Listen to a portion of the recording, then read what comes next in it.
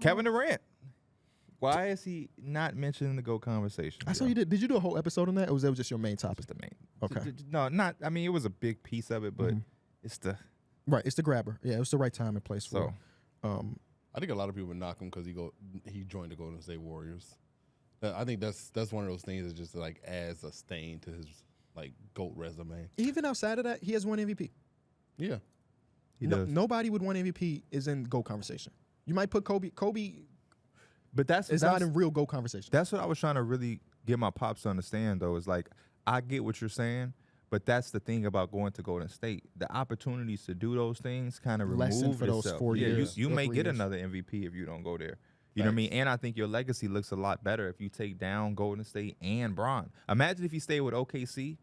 And he beat Steph Curry and LeBron. Or even if he left. But no matter what, if you don't go to one of their teams, you're going to have to go through both. If you're on the West, you have to go through the... Who had money then? A lot of people had money then, actually, because that was the year of the big jump. To try to get I know Washington wanted him, but he didn't even interview with the Wizards. Brad Beal and John Wall and him. Maybe I'm confusing. The Clippers? I think I might be confusing his second free agency when he went to Brooklyn. But weren't the Knicks in the conversation or in the first one? Or was it just the second one? He said we don't want to go there. I feel like it was the second one. Okay. Yeah, I feel like it was the second one. But regardless, the there first were teams time I that had remember money being then. Boston, Wizards, Clippers, and it may have been another random one. But yeah, and another thing, let me ask y'all this, because my pops, he act like he don't want to understand it, and I think it's just because he's a Jordan guy, and it's always some shit with LeBron. I hate that old people got that. Forget what you like.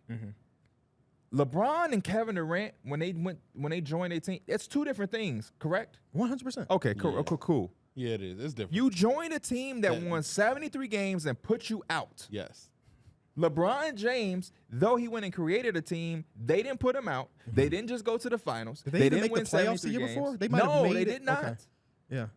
But he built the team. Yes, And kind of opened the door a little bit to that idea. for sure. For the next generation, which holds its weight in itself. But it's definitely 100% different. And I'm over that. You know what for I'm saying? sure. Like, As most people should be. I know they Yeah. don't always. It was it's ages ago, Bro, man. it was 2016. for sure. That's almost It's just a that decade ago. when we bring up KD and his legacy, it does have to come up. But I am over that. I don't care about it no more.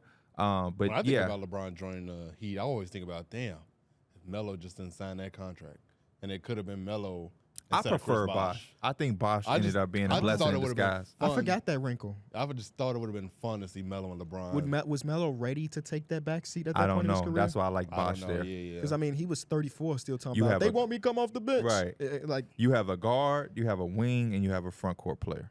Like I like that versus a guard and two wings and they spots and all of that. Bosh was able to sacrifice. He was a really, really good defender that I think that they would have needed. Yeah. I don't know So- if Melo was buying in on the defensive you side think of the ball. about that and not about the Luol Deng trade that fell through the Oh, Clippers? no, I try not to think about that Okay, one. word. I try not to think about that one. Yeah, I respect that. But yeah, man, I feel a little, Kevin Durant is But you know one what? of the Kevin greatest of Durant all is time. like a top 12 player of all Yeah, time. he don't have to be in a GOAT. A lot of people don't reach that stat. And he's That's the fair. best scorer we've ever seen. Like, Yeah, I mean, he's got a lot of accolades, a lot of titles to his name. GOAT is just not one, and that's fine. That's fine. Might be GOAT scorer. Could be. Might be GOAT scorer, man. Could be. There's He not double many- clutched Double clutch game a winner. game That winner was just shot from the nasty, midi. bro. It There's just- not many 6'10", 6'11" guys that could do what He did. birthed that. Yeah. Before him, the NBA wasn't ready to invest in that. Boy, They like, man, you playing on the Perry perimeter? Jones the Rob third. Perry Jones Oh come right my to God. mind too. Perry Jones the third, Brandon Ingram, Kevin Looney. His mixtape on YouTube right now. Baby The next KD. Kevin Durant. there was a Austin Day. Y'all remember Austin Yes, Day? I do. He was a Yes, I he was a do. KD KD baby. clone. Yeah. And yeah, none of them really worked out because Perry it Jones takes. the third was on the team with KD. Yes. He Okay. sure See, was. And I was excited about that Yeah. too. I was like, It was like oh. they got two KDs I used to on sub that him team. in 2K. They to used get to real compare minutes. him to Tracy McGrady coming out of high school before he went to Baylor. Perry Jones Crazy how third. things Brandon go. Ingram is a KD baby. Yeah. So to speak. So yeah, he birthed the whole lane. It's just tough. It's just tough. The thing is though, as much as we put the clone or baby, none of them is even touching none of them. what Kevin can do None of because them. he's close to 7 foot.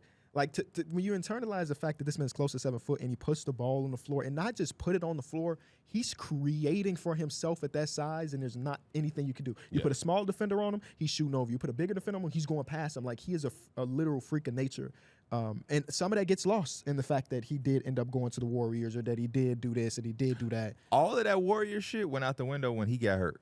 Because it's like, I'm not going to take this dude for granted because he made a move that I wouldn't have made or I didn't like.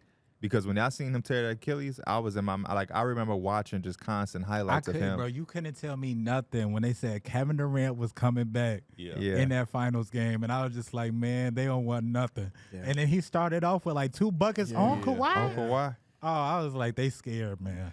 The thing of that series, I still think if Klay Thompson don't tear his ACL, I still think they win that series. That's a legitimate thing. Yeah, because he was going off. Don't let, like 30 don't let Erica and Chino and Game 6 Danny Klay Green was who chased him down. Full Danny activation Green, mode in that game. Yeah. Raptor fans was clapping.